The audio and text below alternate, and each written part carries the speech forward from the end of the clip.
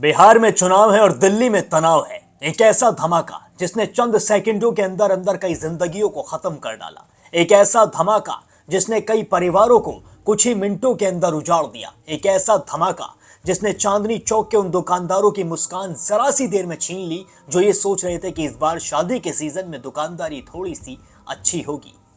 आदाब, नमस्कार, सत श्री अकाल, peace to be with you दोस्तों। मेरा नाम है जुनैद भाटी और आप देख रहे हैं द न्यूज फीवर। जैसा कि आप सभी जानते हैं, दिल्ली के अंदर इतना खतरनाक विस्फोट हुआ जिसने ऑन द स्पॉट 10 से 11 लोगों की जिंदगी छीन ली। जी हाँ, ऑन द स्पॉट इतने सारे लोग घायल हो गए जो अभी भी जिंदगी और मौत के बीच में लड़ रहे हैं। ये धमाका आम समय पर नहीं हुआ, ये धमाका ऐसे वक्त पर हुआ है जिस वक्त चांदनी चौक में सबसे ज्यादा भीड़ पाई जाती है, जिस वक्त वहां पर सबसे ज्यादा रश होता है, शाम के वक्त। जी हाँ, 6 से 7 बजे का वक्त था, उसी टाइम ये धमाका हुआ। उसी वक्त लोग अपने ऑफिस से घर जा रहे होते हैं, लोग घर से शॉपिंग करने के लिए आए हुए होते हैं। और तो और दिल्ली के अंदर शादियों का सीजन इस वक्त चल रहा है। जी हाँ, शादियों के सीजन में जो सबसे ज्यादा पसंदीदा मार्केट होती है लोगों की, खासकर शादी के लिए जब कपड़े खरीदने होते हैं तो सबसे पहले इंसान की जुबान पर नाम आता है चांदनी चौक, और वो चांदनी चौक पर ही शॉपिंग करने के लिए जाते हैं। ऐसा ही माहौल इस वक्त भी चांदनी चौक पर बना हुआ था, लेकिन ये माहौल उस वक्त बिगड़ गया जब वहां पर जोरदार धमाका हुआ। ये धमाका इतना ज्यादा खतरनाक था कि इसकी आवाज 2-2, 3-3 किलोमीटर तक गई।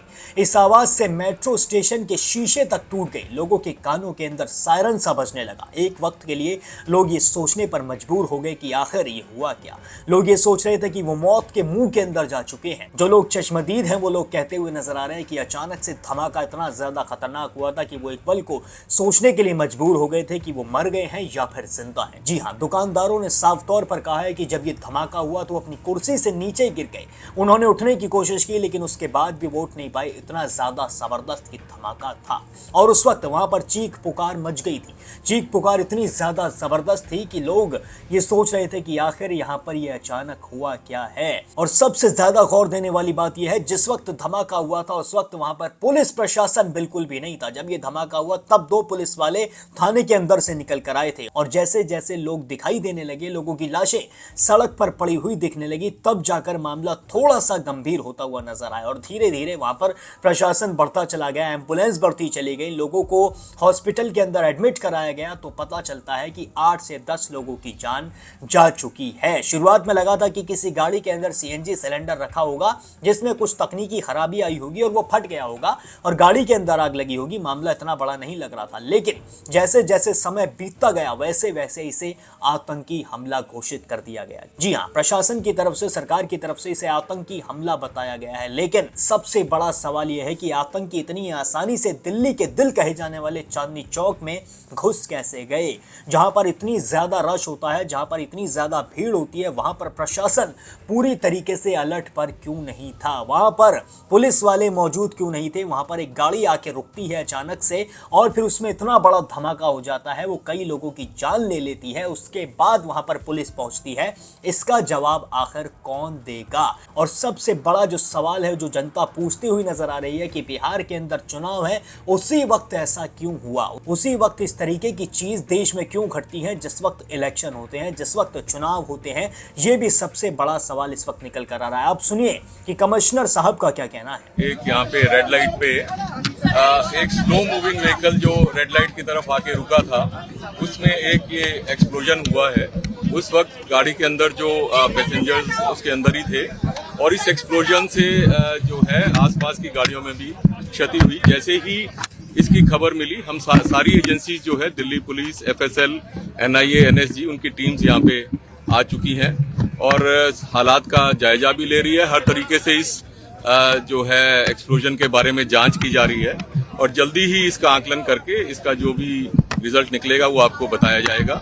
इस इंसिडेंट में कुछ लोग को इंजरीज भी आई हैं और कुछ लोगों की डेथ भी हुई है। तो दोस्तों, सुना आपने, कमिश्नर साहब ने भी साफ तौर पर कह दिया है कि एक गाड़ी आकर रुकती है जो I-20 गाड़ी है, जो मोहम्मद सलमान के नाम पर रजिस्टर्ड है। इस गाड़ी को कई बार कई लोगों को बेचा भी गया है। इस गाड़ी को पुलवामा के एक शख्स को भी बेचा गया था जिसका नाम नदीम बताया जा रहा है। इस वक्त वहां पर हालत इतनी ज्यादा नाजुक है कि लोगों का सांस लेना भी मुश्किल हो चुका है। लोग ये सोचने पर मजबूर हो चुके हैं कि आखिर वो मौत के मुंह से जिंदा बच कैसे गए, क्योंकि धमाका ही इतना ज्यादा खतरनाक यहाँ पर हुआ था। चश्मदीदों का भी साफ तौर पर कहना है कि वहां पर ऐसी हालत उस वक्त हो चुकी थी कि वहां पर हर कोई ये सोच रहा था कि आखिर वो बच कैसे गया, और कितने लोगों का तो पूरा परिवार ही खत्म हो गया, कितने लोगों के तो अपने ही उस धमाके के अंदर मारे गए। और एक शख्स का तो ये भी कहना है कि उसका भाई वहां पर उसके साथ शॉपिंग करने आया था, उसका भाई उसे लगातार वहां पर दुकान के पास बुला रहा था लेकिन वो गया नहीं था। थोड़ी देर में इतने तेज धमाके की आवाज आती है कि उसकी गाड़ी के ऊपर एक शख्स आकर गिरता है और ऑन द स्पॉट उसकी मौत भी हो जाती है। चश्मदीदों का क्या कहना है आप ये सुनिए। सबसे बड़ी पुलिस प्रशासन की कमी है, जो इतनी भीड़ इलाके में जाम लगा हुआ, अगर ये जाम नहीं होता, ये खाली जगह में फटती है, कैसे ही होता, दुर्घटना हुई है जो इमरजेंसी, ये पुलिस वाला कोई नहीं था यहाँ मौके पर। 2 पुलिस वाले ब्लास्ट के बाद चौकी में से आए अंदर से, जो मौके पर आए मेरे साथ, जो बॉडी निकलवा रहे थे गाड़ी में से। गाड़ी में ऐसे डैमेज हो गई थी बॉडी, जो हमें चीर के मतलब पब्लिक की मदद से निकालनी पड़ रही थी। अब फिर 10 मिनट बाद पुलिस प्रशासन आया यहाँ पे, जो बॉडी निकलवाया। 4 बॉडी मैंने टैक्सी ड्राइवर की ड्रेस में वो निकलवाई है, एक जिंदी, बाकी 3 बॉडी। गाड़ी जो आपने आइडेंटिफाई की है वो कहाँ का नंबर था, कैसी गाड़ी थी? मैं नंबर पूरा याद नहीं, मैं नंबर प्लेट मैंने दिमाग से उठा के उस गाड़ी की आधी थी। HR नंबर HR 26 करके लास्ट में 7674 है। अच्छा, हाँ, हरियाणा की नदीम नाम, उस मोमडन का ही नाम है, नदीम करके कुछ नाम था उसमें। मैं इतने उसके नंबर के फोटो लेने वाला था, इतने एक पुलिस वाला उसे बंद करके गाड़ी चली हुई गाड़ी जो फर्स्ट में जिसमें ब्लास्ट हुआ। भाई क्या नंबर है, कौन सी गाड़ी? 7674 है। गाड़ी थी अगर आप बता? गाड़ी में नहीं बता पाएंगे, नहीं बता पाऊंगा। आधी गाड़ी मेरे आगे, तो इंजन सब फूका पड़ा है, गाड़ी आधी कैसे बताऊंगा। उसमें जो बैठे वो नहीं बता पाऊंगा कितने हैं। घायल देखा या कैजुअलिटीज आपने कुछ देखा? कैजुअलिटी नीचे रोड पे से 2 लोग उठाए, जो आधे हैं, शरीर में आधे, शरीर में आधे पूरे भी नहीं, आधे जो उठा के गाड़ी एम्बुलेंस में रखे। बाकी 4 गाड़ियों में से निकाले हैं जबरदस्ती, जो लोहे में उसमें दब गए हैं, गाड़ी डैमेज हो गए हैं। एक गाड़ी ब्लास्ट होने के बाद कुछ देर के बाद फिर दूसरी CNG गाड़ी थी, सारी CNG ब्लास्ट होने लगी, पब्लिक हटाई, जब भी उसमें से बॉडी निकाल रहे हैं।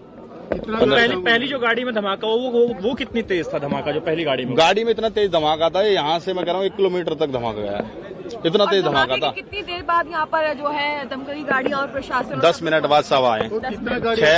6:50 में मैंने फोन, जब मैं मेट्रो में जाने लगा 6:50 में धमाका हुआ है। उसके 10 मिनट बाद, 10 मिनट में तो हमने बॉडी सब निकाल दी थी। आपने कुल कितनी बॉडीज निकाली? मैंने 4 बॉडी गाड़ी में से निकाली, 2 बॉडी रोड से उठाई है। 6 बॉडी निकाली। इफेक्ट हो गया उसकी वजह से? 10-12 गाड़ी खत्म है मौके पे जो थी, जिनका कोई वो नहीं है चलने वाला, और पब्लिक की कुछ नहीं कह सकती। रोड पार्क हो रहा था, मौके पर पुलिस प्रशासन हो। आवाज आई, धमाका हुआ तो मैं दुकान पे बैठा था, पीछे मेरी दुकान है, यहीं पे दुकान है, यहीं पे, तो मैं चेयर पे बैठा हुआ था। एकदम से अचानक इतनी तेज धमाका हुआ कि मेरे लाइफ में इतनी तेज मैंने अपनी आवाज के भी नहीं सुना।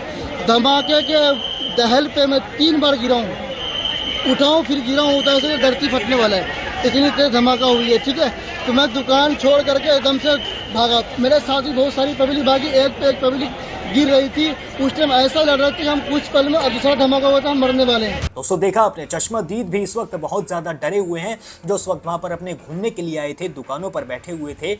उन लोगों में अभी भी डर का माहौल है। वो लोग इस वक्त कुछ भी ठीक से कह नहीं पा रहे हैं। उनके अंदर एक तरीके से दहशत सी बैठ गई है इस धमाके के बाद, और दहशत बैठना लाजमी भी है, क्योंकि ये धमाका ही इतना ज्यादा खतरनाक था और इतना ज्यादा बड़ा था। और इस वक्त जो सबसे ज्यादा सोचने वाली बात है, जो सबसे ज्यादा सवाल करने वाली बात है, वो ये है कि दिल्ली जैसे इलाके में, जहां पर चांदनी चौक हो, चांदनी चौक में हमेशा रश रहता है, वहां पर बहुत सारे लोग शॉपिंग करने के लिए आते हैं, बहुत सारे लोग एंजॉय करने के लिए आते हैं, लाल किले को देखने के लिए आते हैं। वहां पर ऐसा धमाका हो सकता है तो फिर एक नॉर्मल जगह कैसे सेफ हो सकती है, जहां पर हमेशा पुलिस होती है, मिलिट्री होती है, वहां पर उस वक्त कोई क्यों नहीं था? और वो भी ऐसे टाइम पर जिस समय वहां पर सबसे ज्यादा रश पाया जाता है। और तो और आतंकियों की हिम्मत हर बार इतनी ज्यादा हो कैसे जाती है? जब पहलगाम अटैक हुआ तो हमने ऑपरेशन सिंदूर लॉन्च किया। ऑपरेशन सिंदूर में हमने पाकिस्तान को उसकी औकात भी दिखाई, पाकिस्तान में हमने जबरदस्त हमले किए, जिसके बाद आतंकियों को ये समझ में आ जाना चाहिए था कि भारत से पंगा लेना भारी पड़ सकता है। लेकिन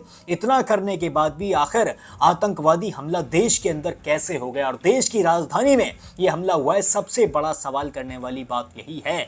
अमित शाह ने भी अपनी संवेदना जाहिर कर दी है, सभी नेताओं ने अपनी संवेदना जाहिर कर दी है मृत लोगों को लेकर, लेकिन संवेदना से होगा क्या? संवेदना से वो लोग वापस आ सकते हैं क्या? क्या संवेदना से आगे भी ऐसा हमला टल सकता है क्या? अगर आगे ऐसा हमला होने से टल सकता है तो फिर संवेदनाओं का कोई फायदा भी है, लेकिन संवेदनाओं का कोई फायदा होता नहीं है दोस्तों। आम आदमी और गरीब आदमी ही ऐसे हमलों में मारा जाता है और आम आदमी ही ऐसे हमलों में इस वक्त मारा गया है। जिन लोगों के नाम लिस्ट के अंदर आए हैं, जिन लोगों की जान गई है, जितने भी लोग घायल हैं, सब नॉर्मल पीपल हैं, सब कॉमन पीपल हैं। कॉमन आदमी ही इन हमलों में हर बार मारा जाता है और मारा गया है। और इस वक्त सबसे बड़ा जो सवाल है उसका जवाब प्रशासन को देना ही होगा कि आखिर ऐसे इलाके में आतंकी हमला हुआ कैसे और उस वक्त पुलिस कहां थी। जब फरीदाबाद में RDX पाया गया था उसके बाद ये अंदाजा लगा लेना चाहिए था कि देश में कोई बड़ी घटना घट सकती है। RDX मिलने के बाद के कुछ ही घंटों बाद दिल्ली में ऐसा धमाका भी हो जाता है, तभी प्रशासन को हाई अलर्ट पर क्यों नहीं करा गया था? सबसे बड़ा सवाल यही है। आपको क्या लगता है इस दिल्ली धमाके के पीछे आकर किसका हाथ हो सकता है और ये धमाका क्यों करवाया गया है और इस समय पर ये धमाका कैसे हुआ? मुझे कमेंट सेक्शन में ज़रूर बताइए और इस खबर पर आप कोई राय रखते हैं तो वो भी कमेंट सेक्शन में साझा ज़रूर करिए।